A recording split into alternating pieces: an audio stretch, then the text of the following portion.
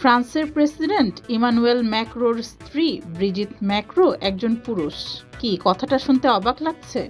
একজন ডানপন্থী মার্কিন পডকাস্টার ও অনলাইন ইনফ্লুয়েন্সার ক্যান্ডেল ওন্স দাবি করেছেন ম্যাক্রোর স্ত্রী ব্রিজিত আসলে জন্মেছিলেন জম মিশেল ট্রগনিউ নামে, যা ব্রিজিতের বড় ভাইয়ের নাম। তার দাবি অনুযায়ী ব্রিজিত একজন পুরুষ ছিলেন এবং পরবর্তীতে লিঙ্গ পরিবর্তন করে নারীতে রূপান্তরিত হয়েছেন। শুধু তাই নয়, ইমানুয়েল ম্যাক্রোর স্ত্রী ব্রিজিত নাকি অন্য একজন ব্যক্তির পরিচয় চুরি করে আজও বেঁচে রয়েছেন। এরকম বিস্ফোরক দাবি করায় ফ্রান্সের প্রেসিডেন্ট ইমানুয়েল ম্যাক্রো সেই ব্যক্তির বিরুদ্ধে মামলা দায়ের করেছেন। শুনতে যতটা নাটকীয়, বাস্তবেও এর চেয়ে অনেক বেশি সম্মানহানিকর ম্যাক্রো দম্পতির জন্য। ফলে এবার আর চুপ করে থাকেননি ম্যাক্রো ও তার স্ত্রী।